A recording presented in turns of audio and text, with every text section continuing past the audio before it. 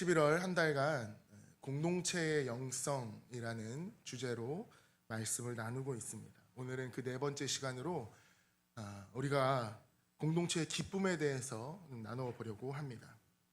우리가 누릴 수 있는 기쁨에는 뭐가 있을까요? 사실 이 기쁨을 함께 누리는 것 자체가 쉬운 일은 아닙니다.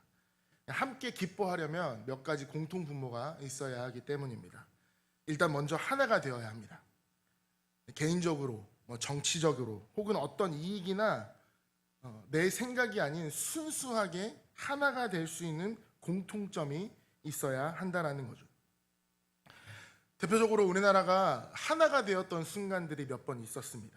또 그 순간들은 전 세계를 언제나 놀라게 했었습니다. IMF 때 금모으기 운동 다 기억하십니까? 내가 금모으기 운동에 참여를 했건 하지 않았건 혹은 금이 없어서 못했건 간에 우리나라가 회복되어야 한다는 그 한 마음에는 이견이 없었던 것 같습니다. 2002년 월드컵을 기억하십니까? 2002년의 6월은 그 어느 해보다 뜨거웠고 빨갛던 한 달이었습니다. 이 역시 세계를 깜짝 놀라게 했습니다. 너무 식상한 표현이지만 그날의 함성이 여전히 지금도 들려오는 것 같습니다. 제가 여기 계신 분들은 좀 한마음으로 한번 묶어보도록 하겠습니다. 우리가 말하는 표현 중에 굉장히 힘들고 슬프고 어렵고 위로가 필요한 이야기인데요. 그리고 이 말을 딱 들었으면 내가 상대방을 위로를 해줘야겠다라고 생각이 들어야 되는데 특이하게 대한민국 사람들만 이야기를 들으면 약 80% 이상의 사람들이 속으로 다 똑같은 생각을 한다고 합니다. 그 말이 뭐냐면요. 한번 들어보세요. 나는 이제 지쳤어요. 여러분들 마음속에 그 뒤에 어떤 단어가 따라오십니까? 따라오시는 분도 있고 따라오지 않는 분도 있겠죠. 우리가 이렇게 하나 되는 것 쉽지 않은 일입니다. 우리가 앞으로 살아가면서 이렇게 하나 되는 일이 얼마나 더 있을까 고민이 되기도 합니다. 여러 가지 이유로 우리는 이미 많이 갈라져 버렸습니다. 이런 시대에 우리 공동체가 함께 기뻐해야 될 이유가 어디에 있는지를 한번 살펴보려고 합니다. 오늘 본문에 바울 사도는 하나님이 능력을 주심으로 자족할 줄은 알았지만 분명히 그것은 괴로움 가운데에 있었습니다. 그런데 이러한 괴로움에 빌립보 교회는 스스로 참여했다라고 이야기를 했죠. 그래서 바울은 감사하는 마음으로 참 잘하였다라고 칭찬을 하고 있습니다. 그렇다면 빌립보 교회는 바울 사도의 여러 그 어려움에 대해서 구체적으로 어떻게 참여를 했습니까? 바울 사도가 전도 여행 중 초기 이 그리스도인 시절에 마케도니아를 떠날 때에 그들만이 바울을 재정적으로 도왔다고 했습니다. 그리고 다시 바울이 두 번째 선교 여행으로 데살로니가에서 극한 어려움을 당하고 있을 때에도 빌립보 교회는 두 번이나 그에게 후원금을 전달해 줬다라고 본문은 이야기를 하고 있죠. 특히 바울이 데살로니가에 있을 때에 빌립보 교회의 재정적인 부담을 덜어주기 위해서 자비량으로 했음에도 불구하고 빌립보 교회는 후원을 멈추지 않았다라는 것입니다. 이것이 빌립보 교회와 바울과의 그 관계가 정말 부모 자식 간의 친밀함이 있었던 것으로 짐작해야 합니다. 바울이 이 빌립보 교회에게 헌신이 자기의 선물을 받고자 하는 욕심에서 나온 것이 아니라 이것이 온전히 빌립보 교회의 유익이 된다라고 분명히 이야기를 하고 있습니다. 그 이유가 무엇입니까? 그가 원하는 것은 선물이 아니라 구제를 좋아하는 자는 풍족하여질 것이요 남을 윤택하게 하는 자는 자기도 윤택하여지리라는 그 잠언의 말씀을 통한 영적인 열매가 분명히 빌립보 교회 안에 있을 것이다 라고 이야기를 하는 것이죠. 바울은 그래서 이것이 하나님이 받으실 만한 향기로운 제물이며 이를 통해서 하나님을 기쁘시게 한 것일 뿐만 아니라 빌립보 교회가 풍족한 가운데서 사도 바울을 도운 것이 아닙니다. 어려운 중에서도 기뻐하는 마음으로 헌신을 했기 때문에 그 성도들의 삶에 분명히 더욱 풍성히 필요를 채워주실 것이다 라는 이야기로 하나님께 지금 기도하며 중보하고 있는 것입니다. 이것이 바로 하나님이 기뻐하실 만한 일 아니겠습니까? 그래서 이들의 삶의 모습을 보면서 우리 아버지께 세세 무궁하도록 영광이 돌려질 것이다 라고 축복의 이야기를 하고 있고 바로 붙어서 아멘 그렇게 될 것입니다 라는 확신 또한 이야기를 하고 있습니다. 우리가 섬기고 있는 선교사님한테 이런 편지를 받는다면 얼마나 기쁠까요? 공동체에 더할 나위 없는 기쁨이 될 것입니다. 14절을 보시면 시작은 그러나로 시작을 하고 있습니다. 헬라어 원문의 의미를 조금 더 살려서 정확하게 읽으면 그럼에도 불구하고 라고 읽을 수도 있습니다. 그렇다면 그럼에도 불구하고의 의미를 조금 더 살려서 11절에서 13절까지 이어지는 말씀, 그리고 15절까지 한번 읽어보면 나는 비천에도 처하고 풍부에도 처할 줄 아는 자족의 일체의 비결을 배웠다라고 한 그 목적은 내가 자족하는 비결을 배웠다기보다 그럼에도 불구하고 빌립보 교회가 사도 바울의 괴로움에 함께 참여한 것에 대해서 더욱더 칭찬한 것의 의도가 담겨져 있다라고 할 것입니다. 자기 만족이 아닌 빌립보 교회에 대한 칭찬의 목적인 것이죠. 그럼에도 불구하고 너희가 내 괴로움에 참여하였으니 정말 잘하였다, 칭찬받을 만하다인 것입니다. 그 칭찬의 내용이 그들이 참여했기 때문입니다. 어디에? 바울의 괴로움과 또 주고받는 일에 참여했다입니다. 14절과 15절에 참여한다라는 말이 2번 정도 반복되어서 나오고 있습니다. 14절에 바울이 괴로움에 빌립보 교회가 참여했다고 이야기하고 있고, 15절에는 바울이 마게도냐를 떠날 때에 주고받는 일에 참여한 교회가 빌립보 교회밖에 없다라고 말하고 있습니다. 이 참여한다는 말을 2번 반복하여 씀으로써 괴로움에 참여한 것과 주고받음에 참여한 것을 칭찬, 부각시키고 있는 것이죠. 그런데 이 14절에 바울의 괴로움에 참여했던 것은 앞에 11절에서 13절이나 뒤에 16절, 18절을 통해서 보면 교회가 바울에게 헌금한 것을 이야기를 하고 있습니다. 그리고 15절에 주고받는 일에 참여했다라고 했던 이 주고받는 것도 구제사역, 즉 교회를 위하여 성도들이 헌금하고 그것이 바울에게 전달하여진 일. 그러니까 14절, 15절 모두 바울은 빌립보 교회가 사도를 위해서 또 다른 교회의 구제를 위해서 다른 교회를 위해서 구제에 동참한 것을 칭찬하고 있는 것이죠. 14절, 15절에 나오는 이 참여한다라는 원문은 코이노니아, 교제에서 나온 말입니다. 다시 말하면 빌립보 교회는 바울을 돕거나 가난하고 힘든 교회를 돕기 위해서 구제하는 것을 통해서 그들이 서로 교제하였고 코이노니아 하였다. 즉 성도의 교제를 나누고 있었다라는 것이죠. 이렇게 말씀을 정리하고 보면 빌립보 4장의 뒷부분의 말씀은 다른 것이 아니라 빌립보 교회가 기꺼이 구제 사역에 동참함으로써 교회의 코이노니아, 교제에 동참하여 동참하여 교제하고 있는 것을 바울은 칭찬하고 있는 내용이라는 것을 알고 있습니다. 바울의 고난에 참여한 교제, 이 코이노니아가 바울에게 칭찬받을 만한, 그리고 교회에는 칭찬으로 서로의 기쁨이 되는 일이었습니다. 슬픔은 나눌 때 반이 되고 기쁨은 나눌 때 배가 된다는 너무나 익숙하지만 당연한 그 말이 우리 공동체에게도 기분이 되기를 소원합니다. 그 교제, 이 코이노니아의 중심에 무엇이 있어야 기쁨이 되겠습니까? 28절의 말씀을 한번 보도록 하겠습니다. 바울이 빌립보 교회가 드린 이 구제의 헌금을 무엇이라고 표현하고 있습니까? 18절에 받으실 만한 향기로운 제물, 그리고 하나님을 기쁘시게 한 것이다. 바울은 빌립보 교회의 이 구제를 향기로운 제물이며 하나님을 기쁘시게 한 것이라고 표현하고 있습니다. 여러분은 이 말씀을 보시면서 어떤 생각이 드십니까? 빌립보 교회가 열심히 헌금을 모아서 구제 헌금을 보냈습니다. 그렇기 때문에 하나님의 기쁨, 향기로운 제물이 되었을까요? 아닙니다. 그런 일은 없습니다. 여기서 이야기하는 기쁨이 무엇일까요? 히브리서 13장 21절에 이렇게 이야기를 하고 있습니다. 모든 선한 일에 너희를 온전하게 하사 자기 뜻을 행하게 하시고 그 앞에 즐거운 것을 예수 그리스도로 말미암아 우리 가운데서 이루시기를 원하노라. 영광이 그에게 세세 무궁토록 있을지어다. 아멘. 여기서 즐거운 것이라는 단어가 나오는데요. 이 즐거운 것이라는 단어가 오늘 본문 18절에 하나님을 기쁘시게 한 것의 기쁨과 같은 단어입니다. 이 단어가 히브리서에서 어떤 식으로 사용이 되었죠? 하나님 앞에서 즐거운 것, 즉 기쁜 것, 그것이 예수 그리스도로 말미암아 우리 속에서 이루어지는 것이라는 것입니다.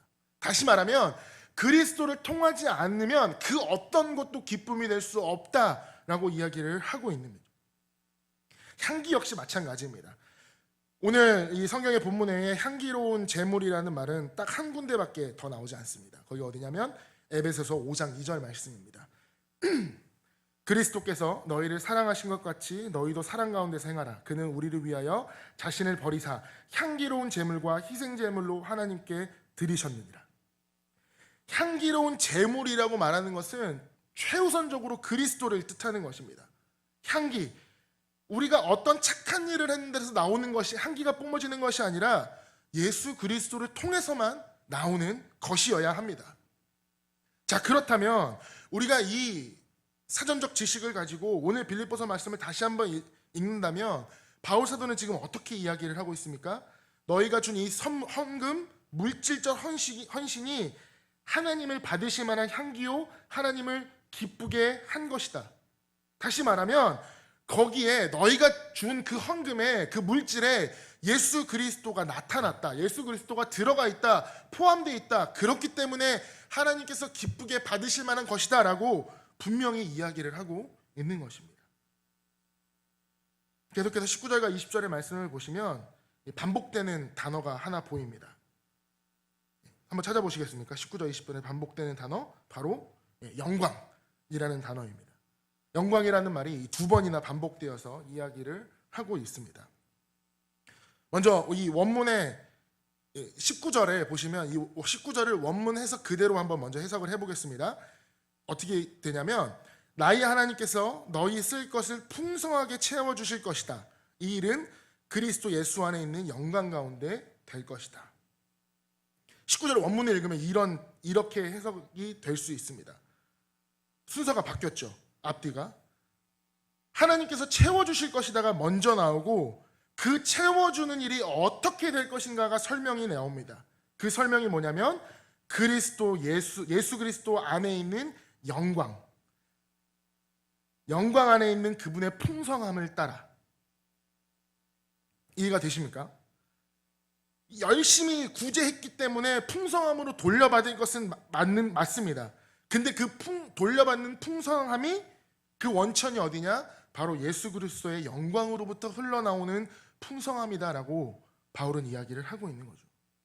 단순히 돈을 주고 돈을 돌려받고 그것이 더 풍성하게 채워지는 것이 아니라 그리스도의 풍성함, 그리스도의 영광으로 인하여서 흘러나오는 그 풍성함이 너희들을 채워줄 것이다라고 축복의 말씀입니다.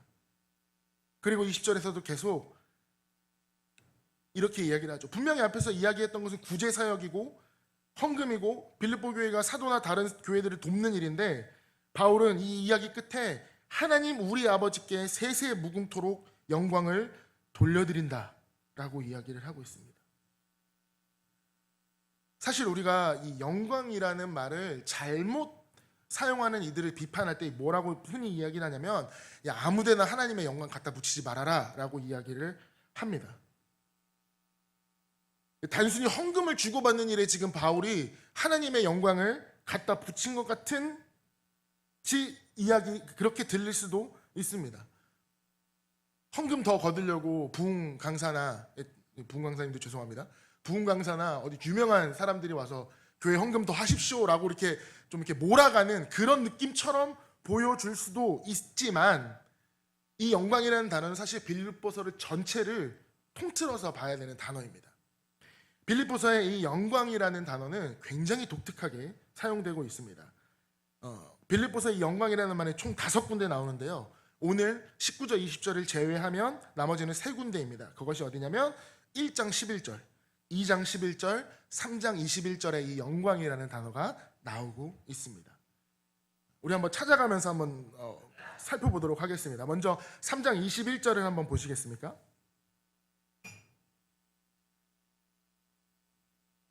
3장 21절을 보시면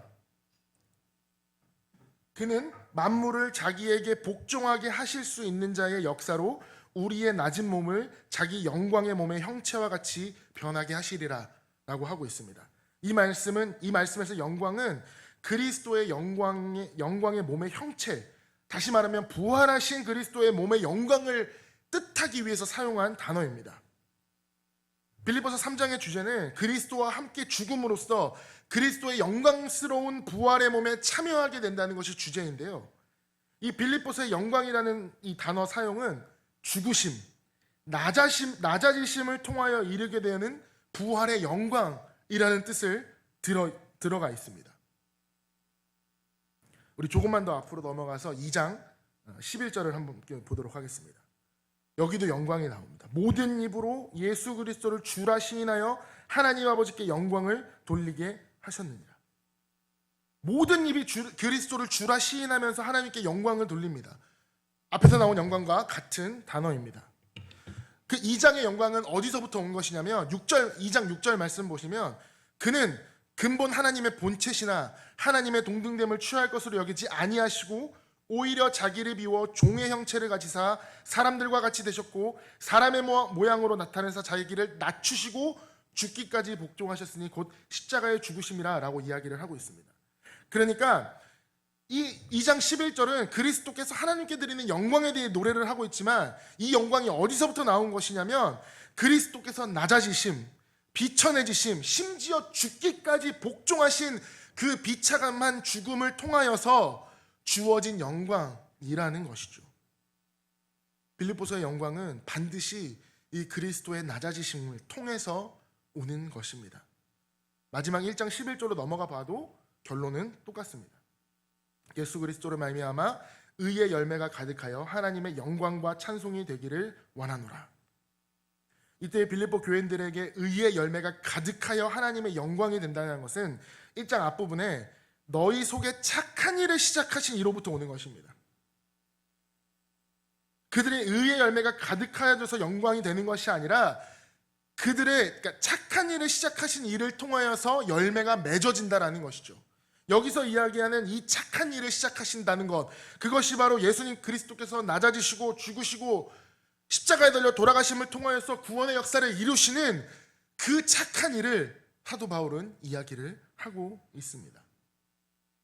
자, 그렇다면 빌립보서에 나오는 이 영광이라는 단어, 그리스도의 죽기까지 낮아지심, 우리를 위하여 끝까지 비천하여지심을 통해서 그 결과로 주어지는 것이 바로 이 영광입니다. 그러니까 하나님께 영광을 돌려드린다는 것은 무엇인가 우리가 대단히 휘황찬란하고 화려한 일을 해서 하나님께 영광스러운 것이 아니라 예수 그리스도의 낮아지심, 비참히 죽으심을 통하여서 이루어지는 그 열매라는 뜻입니다. 그렇다면 빌립보 교회의 이 구제 사역이 어떻게 하나님께 영광이 됩니까? 어떻게 이 참여함이 그리스도의 영광을 나타내는 도구가 될 수 있습니까?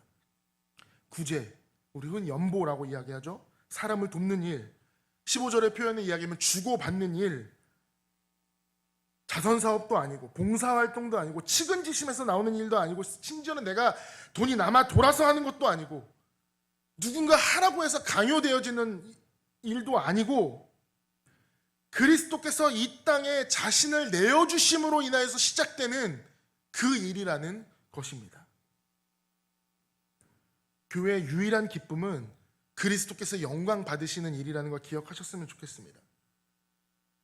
그렇기 때문에 우리가 예배하고 기도하고 우리의 삶 가운데에 예수 그리스도를 어떻게든 나타내려고 이 어렵고 힘든 신앙의 길 가고 있지 않습니까? 우리의 공동체의 기쁨을 누리기 위해 이 코이노니아 교제를 해야 되는데 그 교제는 어디서부터 시작이 되냐면 그리스도의 낮아지심, 그 비참하여지심으로 시작되어 하나님께 영광을 돌릴 수 있는 교제가 되어야 된다. 그렇게 기쁨을 누리는 우리 공동체가 되었으면 좋겠습니다. 그리스도께서 영광을 받으심으로 공동체가 기뻐할 수 있다면 우리는 우리의 삶 가운데서 언제 어디서든 그리스도의 영광을 위하여 살아야 할 것입니다. 학창시절을 지나오면서 목사님들께서 항상 하시는 너희들이 왜 공부를 하는지에 대한 첫 번째 이유, 그것은 그리스도의 영광을 위하기 위함이다라고 정말 입이 닳도록 하시는 그 말도 아마 이런 이유에서였을 것입니다. 다음 주 목요일에 수학능력 시험 평가가 시험이 있습니다. 원래 진행되어졌던 날짜보다 한 달이나 더 밀려서 시험이 진행이 되고 있습니다. 수험생 자녀가 가정에 있다면 정말 긴장되고 떨리는 날이 될 것입니다. 수험생 자녀가 없으시다면 사실 별 큰 이벤트는 아니죠. 하지만 우리가 이 시험을 통하여서 우리 공동체 또한 기뻐하셨으면 좋겠습니다. 어떻게요? 빌립보 교회가 바울의 괴로움에 참여했던 것처럼 우리도 수험생의 괴로움에 참여해야 한다는 것입니다. 그렇게 참여하는 교제가, 그 기도가 그리스도의 영광을 나타낼 것이고 그것이 되려 우리의 기쁨이 될 줄 믿습니다. 제가 고3이 되었을 때에 그때 담당 목사님께서 고3 1월 첫째 주 딱 올라오자마자 첫째 주 예배 때 하신 말씀이 아직도 좀 기억에 납니다. 목사님께서 뭐라고 말씀하셨냐면 고3 너희들 올 한 해가 축제가 되었으면 좋겠다라고 이야기를 하셨습니다. 어렵고 힘들고 짜증나고 예민하여지는 것보다 하나님과 함께 동행하면서 하나님이 하시는 일을 경험해가면서 그 어려운 시간을 기쁨으로, 축제로, 기쁨의 시간으로 바꿨으면 좋겠다라고 저희들에게 그렇게 당부하셨습니다. 맞습니다. 제 고3의 시간은 축제였습니다. 2002년이었거든요. 정말 누구보다 뜨겁게 월드컵을 축제로 즐겼습니다. 제가 이야기를 드리고자 하는 건 그 이야기가 아니라 정말 진정한 의미의 다른 의미의 축제 또한 맛볼 수가 있었다라는 것이죠. 고3 때 고3의 이야기를 꺼내면 저희 사랑하는 아버지 이야기를 안 드릴 수가 없겠는데요. 누구나 마찬가지겠지만 아들들의 가장 든든한 후원자이자 무엇을 하든 팬 1호가 바로 우리 아버지들 아니시겠습니까? 저희 교회는 이렇게 설교를 할 때마다 영상이 이렇게 올라가죠. 유튜브로 올라가고 홈페이지로 올라가게 되는데 담임 목사님 설교의 조회수는 한 100회, 많으면 100회 넘는 설교도 있습니다. 근데 제 설교가 이렇게 딱 올라가면 조회수가 딱 2회 나옵니다. 네, 딱 2회. 누구냐면 저희 아버지와 저희 장모님이세요. 네, 두 분은 꼭 챙겨 들으십니다. 네, 두 분 정말 감사합니다. 네. 지금은 제가 이렇게 정말 의지하는 저희 아버지도 사실은 처음부터 신앙생활을 하신 분은 아닙니다. 중고등학교 때 교회 생활을 열심히 하는데도 그렇게 좋아하지는 않으셨어요. 물론 제가 공부를 좀 못해서 그런 걸 수도 있겠지만 교회에서 시간을 많이 보내는 것에 대한 그렇게 큰 즐거움이 없으셨던 것 같습니다.